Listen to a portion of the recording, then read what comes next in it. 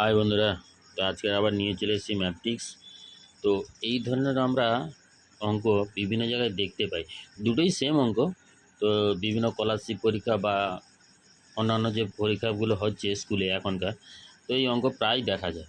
তো ছেলেরা কি করে এই ধরনের অঙ্কগুলোর ক্ষেত্রে, তো এই ধরনের অঙ্ক থাকলে তো সাধারণত এই টোটালটাকে আমরা এক্স ধরে নিই। কী করে না, এবার উভয় দিকে স্কোয়ার করে দিলাম।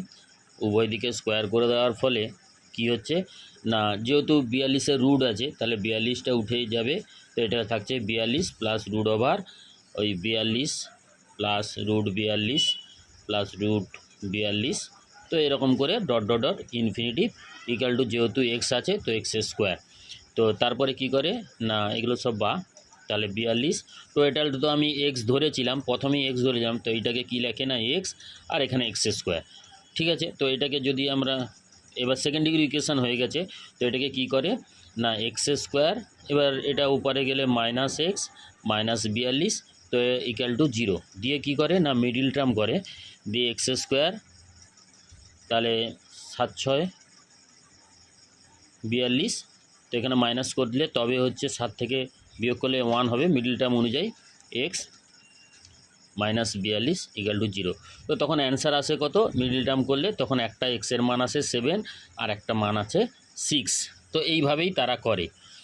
ঠিক আছে, তো এই ধরনের অঙ্ক অনেক বড়, অনেক সময় থাকবে। তো এইটাকে আমরা চুটকিতে কিভাবে করব, দেখো কত আছে 42, তাহলে 42কে ভাঙো, তাহলে 7 6 42। যদি এই ধরনের 7 6 বা ধরো 30 থাকলে, ধরো 30, ধরো আমি সাপোজ লিখছি 30 মানে হচ্ছে 5 6 30।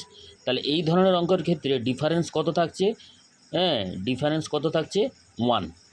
যদি ডিফারেন্স 1 থাকে তখন আমরা এক্স সমান কী লিখব, দেখো বড় যেটা আছে সেটা আগে লিখব, আর পরে 6টা যেহেতু ছোট সেই জন্য মাইনাস করে দেবো। দেখো কত সহজে। 30-এর ক্ষেত্রে যদি এরকম এই ধরনের জায়গায় 30 থাকতো তখন আমরা কি লিখতাম না আগে লিখতাম 6, 5টা যেহেতু ছোট, ডিফারেন্স যেহেতু 1, তাহলে লিখে দিলাম 5। দেখো এত বড় করার থেকে এইটা করাটা অনেক ইজি না, দিস ইজ সহজ। Thank you.